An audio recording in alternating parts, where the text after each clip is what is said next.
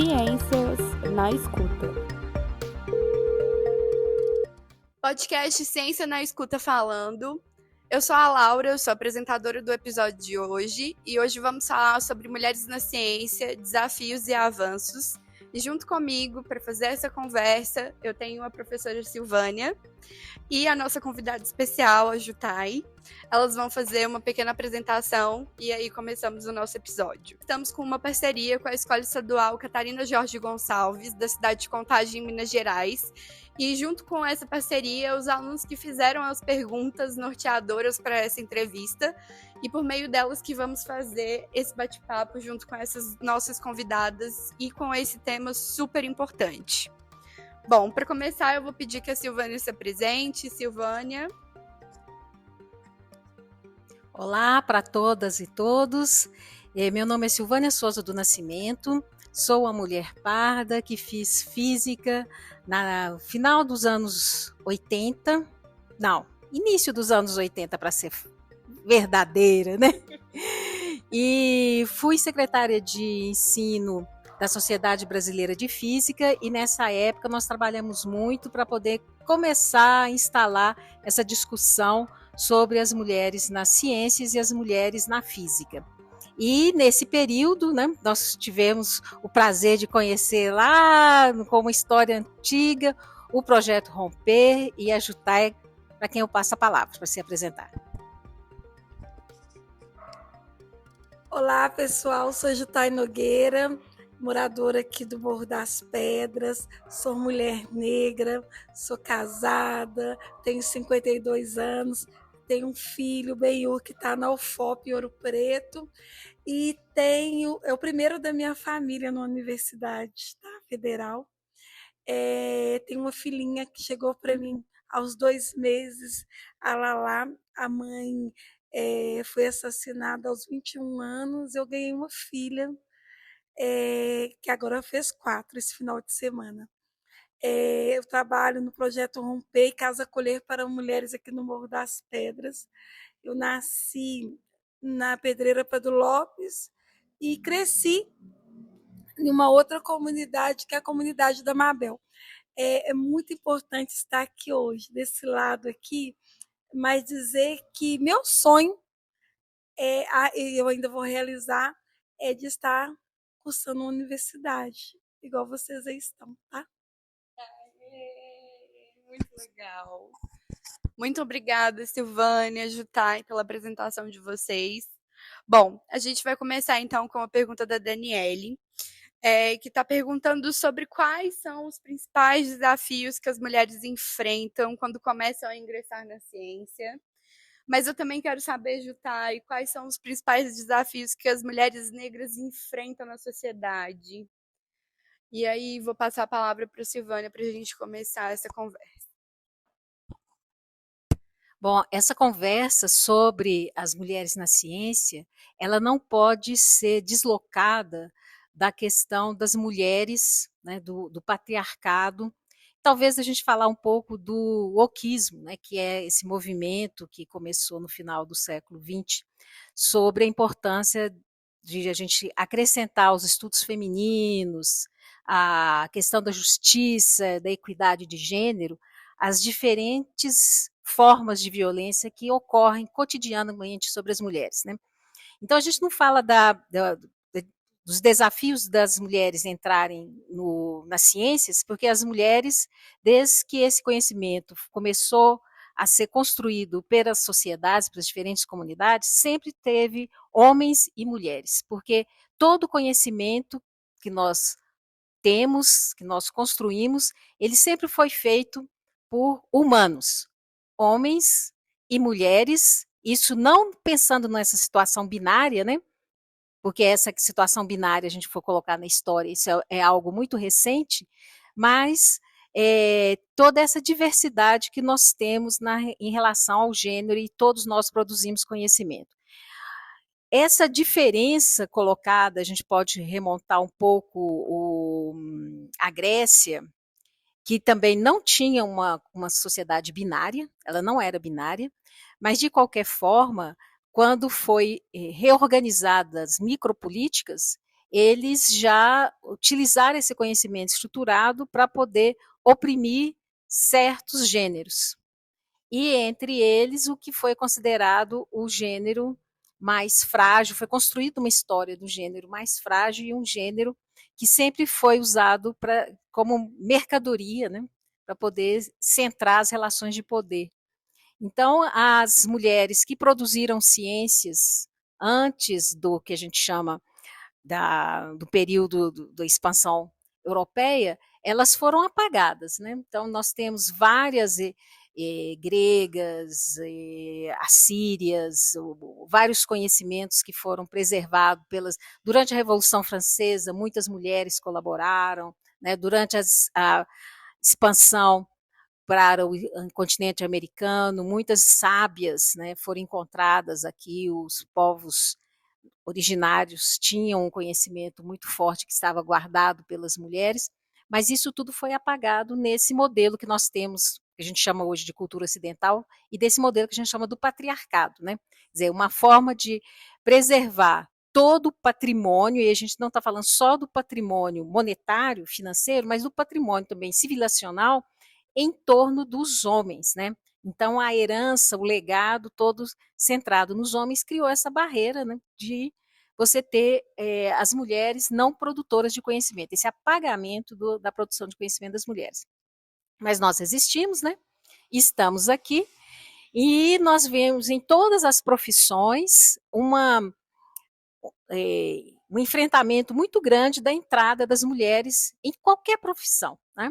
E tanto que às vezes a gente fala que há um desprestígio na profissão quando você começa a ter mais mulheres e realmente a gente vê uma queda no salarial, uma queda na carreira, porque infelizmente as últimas pesquisas mostram que 20% dos maiores salários ainda estão, né, dos homens. Então, 80% das mulheres, isso desempenhando as mesmas funções, né, elas ganham menos do que os homens, e aí começam as diferenças. Né. Ontem mesmo nós fomos visitar o Museu da Matemática da UFMG e tinha um painel lá escrito assim, os homens da matemática. Quer dizer, a matemática, será que ela foi produzida só por homens? Quer dizer, esse apagamento é o primeiro obstáculo. E quando você não tem um reconhecimento, um pertencimento, então as meninas elas crescem sem se sentirem representadas na política, nas profissões que são mais prestigiadas, então elas não almejam aquelas profissões. Né? As mulheres acabam sempre se espelhando na questão da função do cuidado, da economia do cuidado, na questão fundamental que é essa economia silenciosa que garante a manutenção das nossas vidas, né? E as mulheres negras têm outros desafios que acho que a Jutai pode falar melhor do que eu, inclusive nas ciências, né? Lembrando, né, que a Grécia nos tratava antes de tudo como deusas, né? Então assim, né, de Deus éramos deusas e fomos diminuídas no decorrer da história.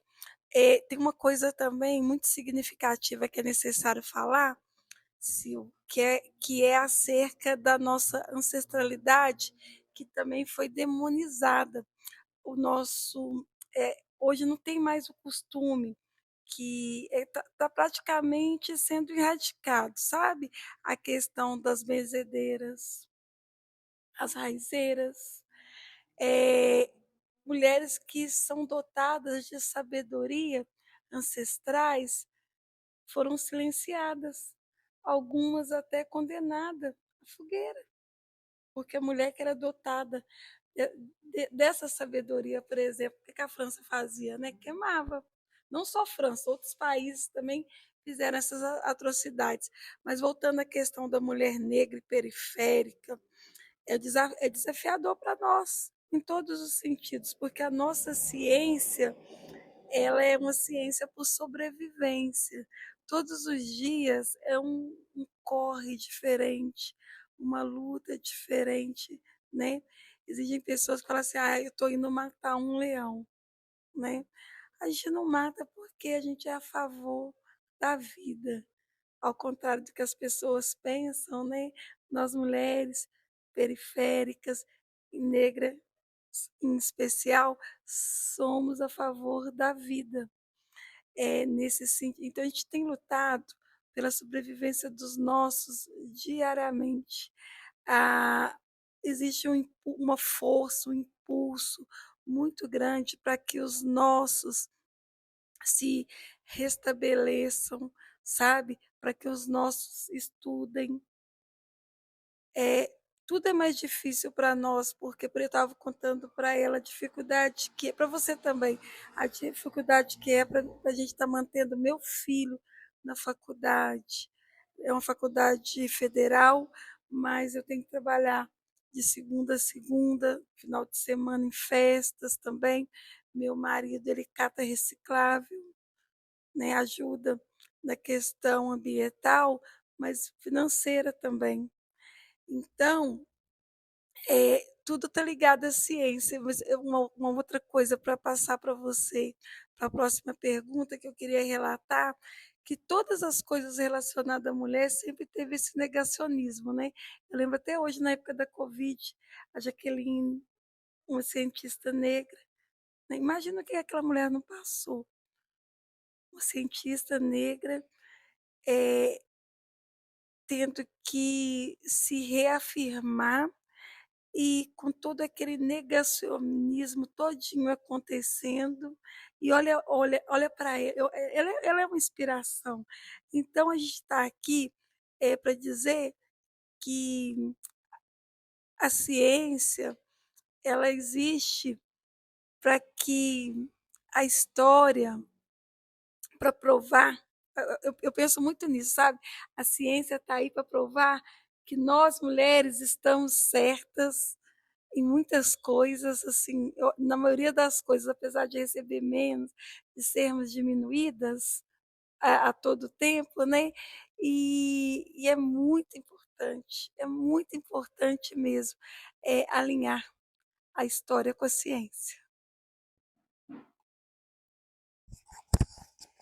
Perfeito, assim, sem palavras para dizer sobre essa fala de vocês, é muito poderoso, né? A gente pensar sobre como que a humanidade tem tratado o espaço da mulher e todos esses desafios que envolvem ser mulher dentro da sociedade, não só no meio científico, mas viver é muito violento, né? A gente vive essas violências o tempo todo. Jutá enquanto mulher negra, Silvânia com as suas origens indígenas, apesar, né, de que temos esses atravessamentos de raça, de desigualdade salarial e etc. Nós somos pessoas que temos esses desafios e enfrentamos esses desafios a todo um instante. Bom, o Vitor perguntou, além do preconceito, o que impede mulheres de terem mais espaço na ciência e na sociedade? Jutai, quer começar? Acho que seria legal você falar um pouco sobre o seu projeto, inclusive, por favor.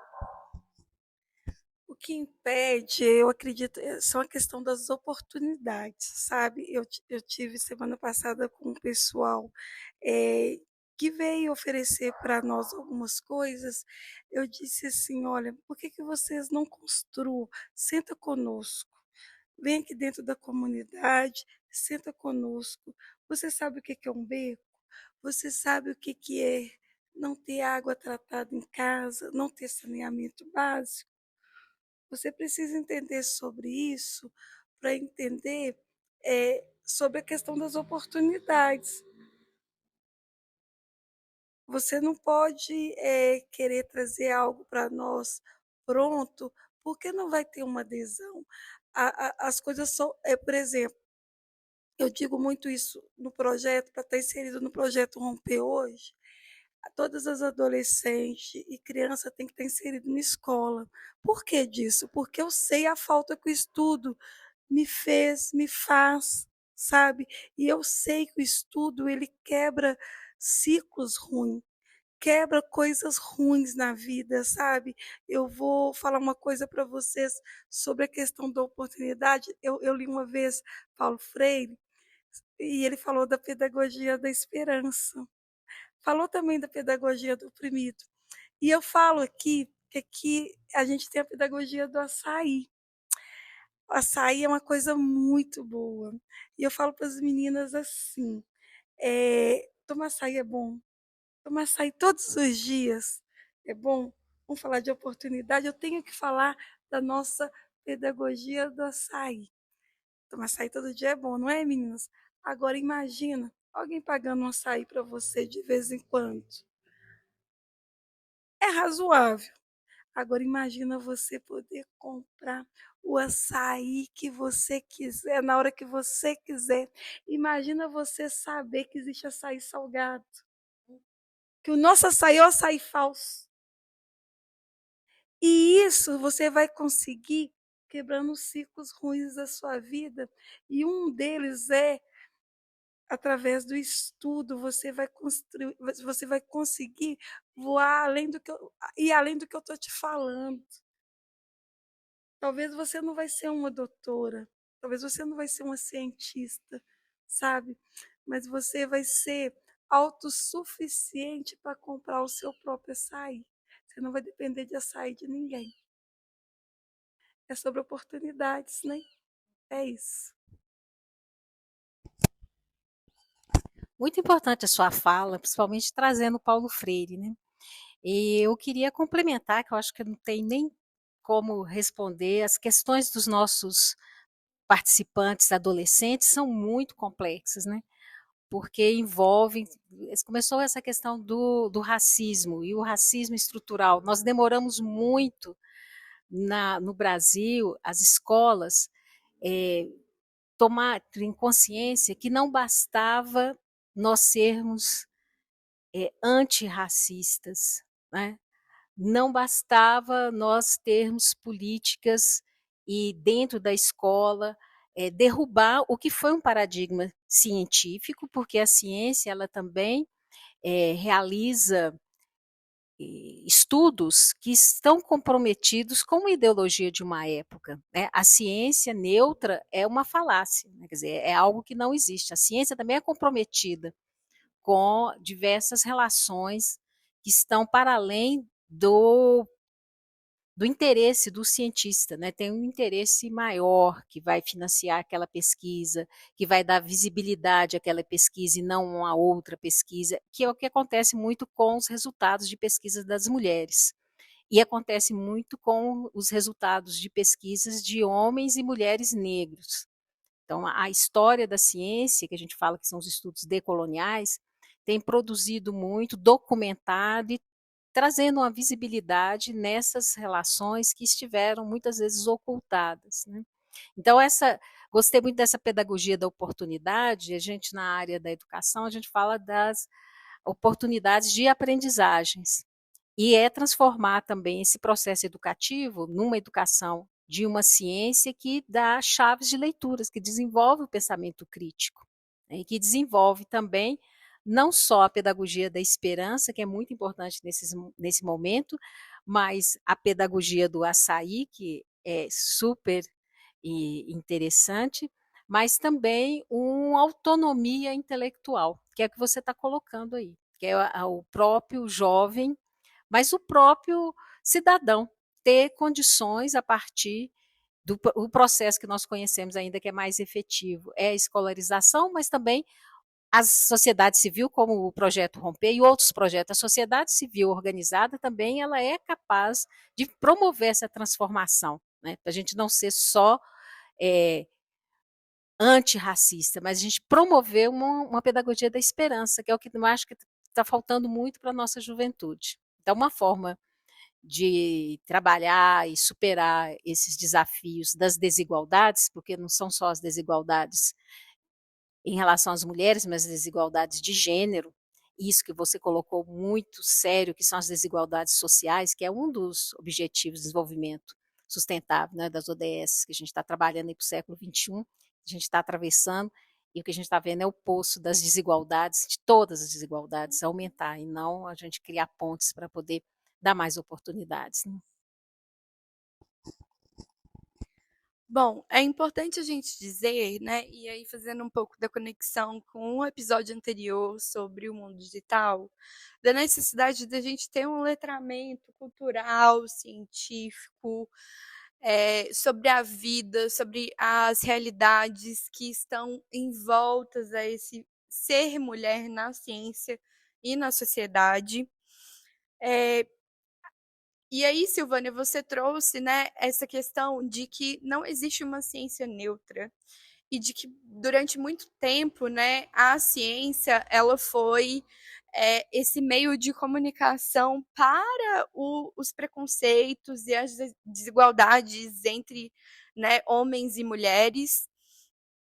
E aí, uma das perguntas dos meninos e aí da Giovana é, eles querem saber, na verdade, se existe alguma explicação para as mulheres terem essas desigualdades, né, dentro da sociedade. Existe uma explicação para isso? Quem consegue responder primeiro? Tô coçando aqui, ó. Eu acho que, Jutai, você vai poder falar como que a sociedade civil tem se organizado para poder combater essas explicações que eu achei que a pedagogia do açaí mostra muito, né? Que daí nós estamos no campo, em dois campos que a gente pode colocar no campo científico, né?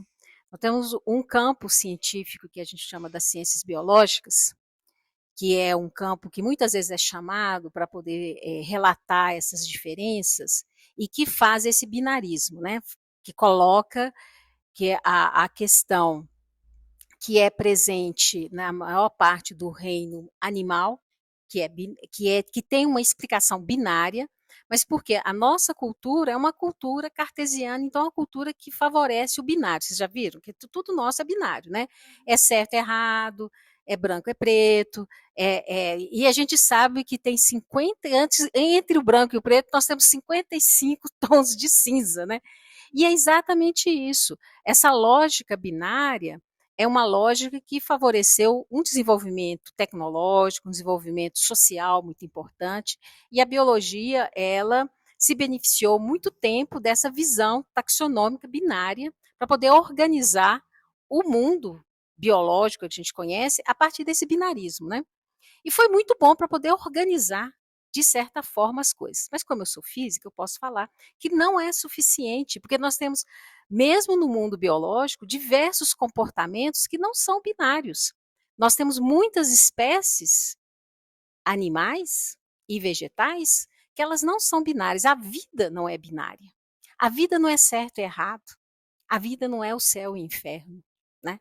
A vida é uma paleta de coisas, é uma imensidão de possibilidades, né? Poder é trabalhar com as possibilidades. Então, a pedagogia do açaí é dar não só oportunidades, mas abrir para as diversas potencialidades que nós temos, que nós todos temos. Então, as ciências biológicas, muitas vezes o discurso biológico binário, que as ciências biológicas, na atualidade, ela não trabalha com isso mais, porque não dá conta. Por exemplo, nós vivemos, durante a pandemia, muitas relações, muitas coisas foram relatadas sobre o mundo invisível das bactérias, dos micro-organismos, dos vírus, e que a gente viu que não é um mundo binário de forma nenhuma, né? As mutações que acontecem e esse mundo microscópico, ele não é de forma nenhuma binária. Na física, a gente trabalha com o mundo quântico, que é um mundo ainda mais microscópico, e que ele é totalmente, toda a lógica binária não dá conta. Então, se a gente tivesse, por exemplo, se a gente pegar os sumérios, outras civilizações, eles já viviam fora da lógica binária. E a gente pega lá os indianos, tem algumas etnias que têm 64 sexos, né? Quer dizer, a palavra sexo não está ligada a uma configuração de uma anatomia, né? Que vai definir as diversas formas de viver, as diversas formas de ser, os diversos modos de se relacionar com o mundo e com a gente mesmo. Então, a primeira questão que eu respondo aí para a Giovana é que a ciência, sim, é porque a ciência que é escolarizada, ela tem um viés político, e eu vou falar de uma outra área, que é a área das humanidades, que tem uma outra forma científica também de relacionar com isso. Então, o próprio discurso das ciências biológicas hoje já ultrapassou essas questões e já tem outras visões que explicam o mundo da vida, né, que é o mundo da vida, não é só da vida animal, né, então todas essas formas de vida, que elas não são formas binárias. Então, essa forma da gente ficar falando, igual a gente está falando aqui do direito da mulher, não é exatamente disso que a gente quer falar, né? A gente quer falar desse ser feminino que a gente sabe que, biologicamente, todos nós temos testosterona, né? Temos a andropausa, né? Não é só a menopausa, temos ciclos e temos uma infinidade de formas de nos relacionarmos com outras pessoas, com a comunidade e com nós mesmos. Né? Então, essa é a questão biológica que explica, então é uma questão política que foi colocada para essas minorias serem consideradas politicamente, foi conveniente tirar o poder de certos grupos. A política, como eu estou colocando, aí a gente entra nas humanidades. Então, tanto a psicologia, que são da área das humanidades, quanto a ciências comportamentais, né, e as ciências cognitivas, que tem muitas vezes que eles procuram a medida do cérebro para falar que a mulher tem um cérebro menor, né? Então, se ele é menor, ele é menos eficiente, é aquela ideia de que porque ele é menor, ele é menos eficiente. A neurobiologia tem mostrado muito, e a neurociência, né, que é um pouco mais abrangente, que existem diferenças. E essas diferenças são importantes. Né? Então, por exemplo, as mulheres têm um sistema sensorial diferente dos homens. Isso faz com que a sobrevivência da humanidade depende dessa associação, de perceber, as mulheres percebem mais cores, né, mais tonalidades, porque tem um número maior de bastonetes, então tem uma velocidade de processamento de informação diferente, então o cérebro é menor, mas ele é mais eficiente, tanto que ele é multifuncional, né? E os homens têm outras vantagens. Então, essas duas formas de ser e de viver, dentro das muitas potencialidades e das muitas possibilidades, dos muitos gêneros possíveis, é que oferece a possibilidade da gente ser um grupo tão bem sucedido, né, dentro do planeta Terra. Né? Mas as ciências que vêm da área das humanidades têm, por exemplo, na questão da psicologia social, da sociologia da ciência também, que explica um pouco essas diferenças, que vêm muito nas oportunidades. Né? Então, politicamente, na micropolítica, a gente estuda que a estrutura dessas sociedades priorizaram certos comportamentos e falaram que esses comportamentos eram masculinos e que eram proibidos ou permitidos das mulheres. Né? A mulher sempre pode carregar um pote de água. Eu tenho uma amiga que é especialista na questão da água e fala assim que a água sempre foi um problema das mulheres, porque a água sempre esteve relacionada tanto nas questões ancestrais de rituais, né, de pureza, de purificação, mas de sobrevivência também. Então, a água nunca foi problema, porque sempre era um problema das mulheres. As mulheres que tinham que sair, localizar os poços, saber da qualidade da água, para saber se ela era adequada para remédio, porque dependendo da composição química da água, ela pode servir para dar um banho, ela pode servir para lavar uma ferida, ela pode servir para hidratar, ela pode matar. Né? Dependendo da composição química, ela associada, porque é o maior solvente. Então, é um conhecimento que foi estabelecido pelas mulheres, e as culturas tradicionais têm esse grande conhecimento na mão dessas mulheres. Né? Então, a antropologia, a sociologia tem estudado um pouco, e o que a gente tem falado mais é nos respeitos às diferenças, aos modos de ser e de viver. E isso tem estudos antropológicos, comportamentais, nas áreas das humanidades, assim como nas áreas das ciências biológicas, que mostram que a diferença é muito importante para sermos bem sucedidos na manutenção da vida no planeta Terra.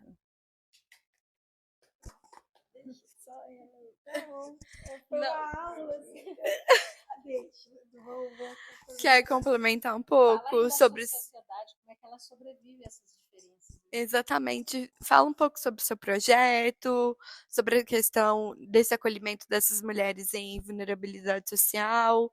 A gente conversou um pouco, você fez uma explicação bem interessante, né, sobre uma alusão ao voo, né, sobre a questão da independência feminina e o como é importante essas questões das mulheres na sociedade. Fala pra gente um pouco, Jutai. Não, tô pensando aqui, a aula, cara, aí você viaja, assim, fica viajando, né? Porque professor é isso, né? É esse saber, que foi, nos foi limitados. Porque às vezes acontece, vamos falar da questão da água. Eu moro numa comunidade que sempre falta água. E nem sempre a gente entende que a favela, na verdade, a favela ela não foi planejada. Então, eu entendo que às vezes fica difícil mesmo levar água para todo mundo, sabe? Mas isso é um direito básico, né? E a gente não tem esse direito básico. Eh, Na semana passada foi noticiado que iria faltar água em 600 lugares. E eu fiquei pensando assim, né? Aqui sempre falta. E você estava falando também sobre as mulheres ir atrás. Houve épocas nossas aqui que a gente tinha que ir atrás de bicas para sobreviver. Então, assim, às vezes tinha uma bica lá no Buritis, onde hoje é o Buritis, tinha uma empresa que chamava Manisma, um negócio assim, e lá tinha uma bica. Quem é mais antigo lembra dessa bica. Então eu não consigo falar, ser precisa, mas era nos quilômetros, mas é cerca de hoje, uns 10 quilômetros que você andava para poder buscar água, uma lata d'água. Quem tinha carrinho, mas às vezes assim, não era asfaltado os lugares, né? Então, assim, sempre essa luta por sobrevivência, por luta por saneamento básico, né? Quando eu falo assim, a nossa rua, não existe nela nenhuma boca de lobo. Isso é tão complicado quando chove. Você pega esse morro aqui todinho, que vocês estão aqui hoje dentro do segundo maior aglomerado de BH, que é o Morro das Pedras. Então, assim, quando chove, você ouve falar assim, inundou uma parte da Barão, uma parte da Silva Lobo, que eram rios, eram córregos que foram asfaltados. E, e aí, uma hora isso tudo acaba explodindo, é como se fosse um vulcão mesmo, né? E aí, voltando à questão do saneamento básico, quando chove, o que que acontece? Existe um retorno de esgoto que, infelizmente, assim, que não é nosso e acaba vindo para nós. Aí, quando você vê algumas pessoas dizendo assim, a favela é o esgoto da sociedade, é porque não existe uma preocupação muito grande acerca disso. Como que é a água? De onde que é a água que esse pessoal está vindo?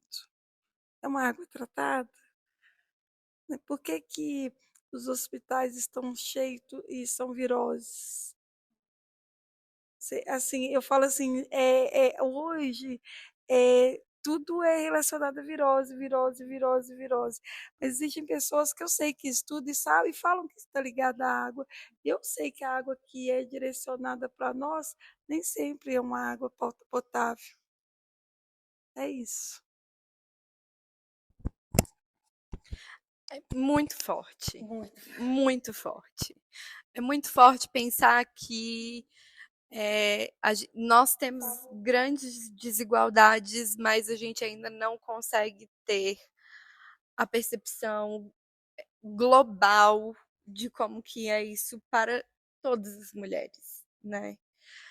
Isso é um relato muito forte, Yutai, e isso é uma coisa que a gente precisa falar sobre, porque não tem como dizer que nós temos uma sociedade igualitária quando a gente tem pessoas que não têm acesso ao saneamento básico, às políticas públicas que são dever do Estado e que muitas pessoas que não têm acesso a essas condições perdem muitas oportunidades, né? Então, estamos falando de uma sociedade desigual mesmo, né? E de uma violência. E a gente e para nós mulheres a violência ela tá sempre muito presente, né? Durante toda a nossa vida a gente sempre está lidando com violências, né? Violências de você perceber que as pessoas não querem que você ocupe aquele espaço, violências e posicionamentos que precisamos ter para que a gente conquiste e mantenha nesses lugares que são direitos nossos e que temos competências e habilidades e conhecimentos e saberes e direito de pertencer a esses lugares.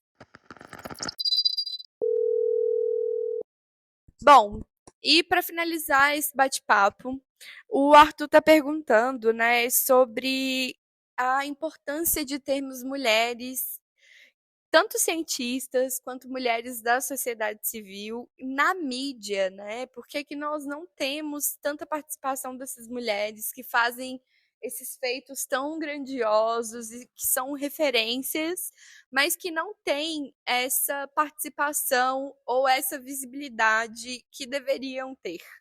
Silvânia. Bom, este é um grande problema que nós enfrentamos, principalmente as mulheres na ciência, porque esse espaço chamado ciência, como ele foi construído para reforçar esse fazer masculino, acaba que você sempre que tem, a gente tem, por exemplo, as pesquisas sobre a percepção pública da ciência. A gente chega com as crianças, os jovens, os adultos e pergunta: desenhe uma ou um cientista. A maior parte, isso é uma pesquisa que é feita mundialmente, desenham um homem. Não só um homem, mas um homem branco. Não só um homem branco, mas um homem branco, né, despenteado, de óculos, mal-humorado. Quer dizer, a ciência não é a ciência para nós, não é a ciência para a juventude, não é a ciência que resolve, como a Jutai estava colocando, os nossos problemas cotidianos. É uma ciência que tem um discurso carrancudo, uma ciência que fala para ela mesma, que fala para os pares, né? Então, as mulheres ocupam muito pouco esse espaço e todas as sociedades científicas têm feito um grande esforço para dar mais visibilidade às mulheres, a esse fazer que sempre foi colocado, a gente chama do efeito Matilde. Alguém sabe quem foi Matilde? Matilde era a prima, foi a primeira esposa do Einstein, que todo mundo conhece o Einstein. Quer dizer, o Einstein encaixa bem nessa imagem do que é um cientista. Mas a matemática que estava por trás, que discutia com ele e que fez amadurecer as ideias, inclusive Hollywood já representou, mas isso na ciência, para quem estuda os estudos femininos, chama isso de efeito Matilde. O outro efeito que as pesquisas censitárias sobre as mulheres na ciência e as mulheres na mídia mostram é o efeito chamado efeito tesoura, que as mulheres, à medida que elas vão subindo na carreira, elas têm, que a gente chama de, que são as abelhas rainhas, que são as mulheres que são lideranças. Nós temos no Brasil várias mulheres cientistas, mas a gente nunca lembra delas, que é o chamado efeito tesoura, porque na hora que vai aparecer, aparece sempre um homem, né? A mídia dá mais voz, mais espaço, mais visibilidade. Infelizmente, não é só, e credibilidade à voz masculina, não é só o caso da ciência. Vocês veem, todos chamam o Drauzio Varela, né? Outros homens para falar sobre as coisas. E nós temos várias cientistas, né? Que eu poderia enumerar aqui, inclusive a gente tem que fazer essa homenagem às nossas mulheres cientistas. E um outro efeito que a gente chama muito, que é o teto de vidro, que as pesquisas mostram, que acontece que é como se houvesse um andar de vidro, que os homens vão subindo nas carreiras e as mulheres param. A última pesquisa que o Parents of Science fez foi que as mulheres, na maternidade, elas quebram a produtividade e para retomar a produtividade, em geral, demora 2 anos. Então, ela esbarra nesse teto de vidro, porque um homem da mesma idade, que não vai viver a maternidade, porque a paternidade até é algo que a gente precisa discutir mais, né? porque os cientistas também, eles são pais, eles também deveriam estar compartilhando os cuidados, eles também formam famílias, né? E esse teto de vidro faz com que as mulheres acabam se dedicando a outras e a carreira ela não favorece esses diversos cuidados, essas diversas dimensões do fazer científico, né? E o que a ciência tem feito? As associações têm procurado dar prêmios, né, para poder dar maior visibilidade, como tem a Laura, que foi agraciada por um prêmio, né, e foi representar a juventude em Londres, ela pode contar um pouco, e a Jutai, que foi agraciada também com o prêmio da L'Oréal, que tem a L'Oréal também tem um prêmio para as mulheres cientistas, que é uma forma da políticas públicas, né, está tentando dar mais visibilidade a essa camada tão importante da sociedade. Né? Vou passar para a Jutai contar um pouco da experiência dela de representar o Brasil como as mulheres empreendedoras e que produz saberes aí de sobrevivência. Jutai. Na verdade, eu tenho que falar acerca, eu falo assim que é, nunca aconteceu da gente fazer algo nesse corre diário nosso visando prêmio. Inclusive, assim, todos os nossos prêmios que a gente ganhou, sempre foi alguém que nos escreveu. Ganhar prêmio é muito bom, potencializa, sabe? Mas o que que acontece? Depois a gente volta para uma outra realidade, que é o nosso cotidiano. Então, assim, para além do prêmio, eu gostaria e quero muito, sabe, que outras pessoas possam estar vivenciando o que eu estou vivenciando, ter esse momento de fala. Eu espero que eu possa ser compreendida. Falo isso com muito carinho aqui. É, eu não quero que vá somente eu, que apareça somente eu, porque eu não sou só, somos muitas. Então, tem muitas mulheres, quando você fala acerca do teto de vidro, o nosso aqui é de palha, vive pegando fogo, sabe? Porque além de sermos mulheres, né, periféricas, eu não tenho dados não, mas eu vou falar por mim mesma, assim, pelas situações que eu vivencio, quase todas são mães solos. Então é uma dificuldade e meia. E a gente tem sobrevivido a isso tudo. Eu falo muito que a nossa luta não é, sabe, Sil e Laurinha, para ganhar prêmios. A nossa luta é por sobrevivência. A gente precisa sobreviver para contar, recontar nossa história, fazer toda essa contagem, potencializar outras, porque a gente nós estamos vindo de uma situação que já quiseram nos erradicar, nos exterminar, e agora acerca da questão da violência contra as mulheres, em especial, toda violência contra a mulher é dolorida, é doída, mas a violência contra a mulher periférica, ela é uma violência velada, é uma violência que não é falada, que não existe dados. Por que não existe dados? Porque dificilmente uma mulher da periferia vai chamar a polícia. Quando ela chama, ela é rotulada, né? Quem mandou você se envolver com bandido? Você está apanhando porque você gosta. A gente sabe que ninguém gosta de sofrer, ninguém gosta de apanhar. E quando abriu essa porta desse podcast para estar falando acerca de ciência e vivências, eu estou na parte das vivências, né? Eu falei assim, eu tenho que falar sobre esse corre nosso diário. É claro que ganhar prêmio potencializa e muito fortalece. Poxa, eu nem sei falar português direito. Eu fui para os Estados Unidos, fui para Washington, DC, fui para Nova York, né? Sem saber falar nada de inglês, através de um trabalho nosso que a gente desenvolve aqui, que é a nossa luta por sobrevivência, de quebra ciclos de violência, para empoderar nossas meninas, fazer com que elas tenham, sabe, condições dignas de sobrevivência. É uma luta diária, mas eu sei que vocês que vão assistir esse podcast, que são futuros doutores e doutoras, vai entender, vai ser sensibilizado naquilo que eu estou falando aqui e vai se chegar até nós, não com as coisas prontas, como o governo tem feito, por covardia, sabe? Eu espero que vocês cheguem e construam conosco uma forma da gente ter água potável dentro das nossas casas, uma forma que acabe com as violências contra as nossas, que as nossas meninas não tenham as suas dores sendo silenciadas, corpos mutilados, porque às vezes muitos compartilham uma menina que teve a cabeça raspada em redes sociais e falam assim, é quem mandou ela se envolver com bandido, né? Então, assim, para muitos de vocês, eu peço que também não compartilhem essas coisas, mas que também procure estar nos ajudando, trazendo coisas que vocês estão aprendendo, igual hoje. Eu tive uma aula aqui com a professora Silva, minha amiga. Façam isso, venham dentro das favelas e tragam coisas boas para nós, porque as coisas voltam, sabe? As pessoas rotulam a gente de várias formas.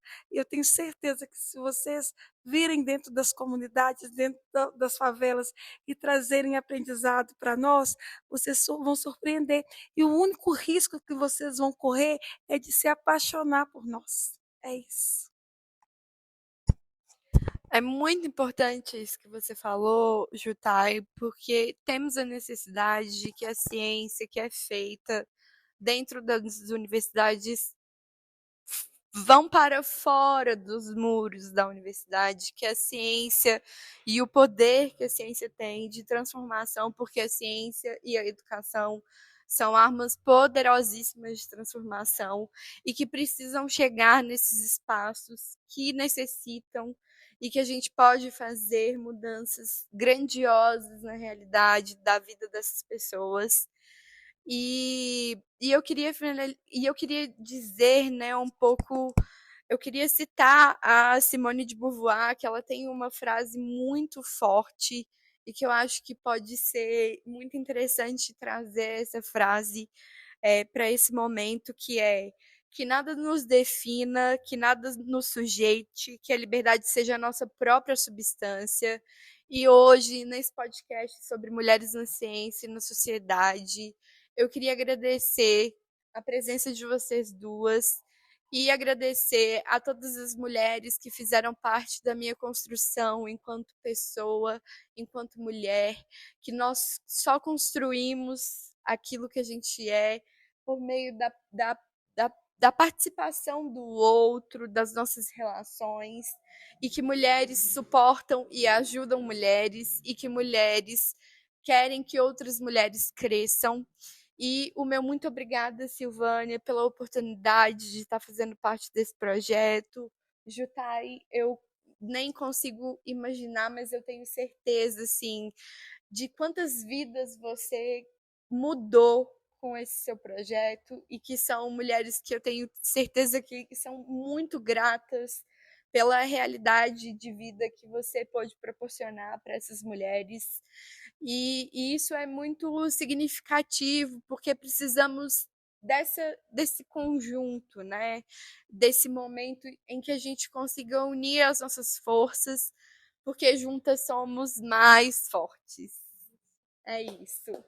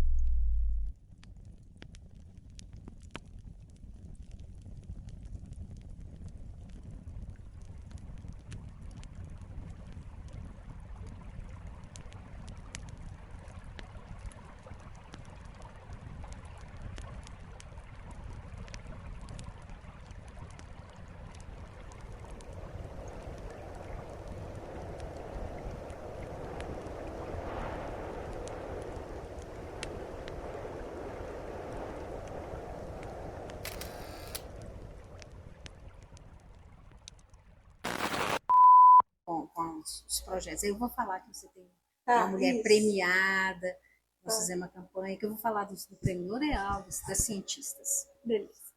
Eu vou falar de você também. Essa aqui também é premiada. Viu? É. Então, vamos lá. Muito obrigada, gente. O podcast Ciência na Escuta se encerra aqui.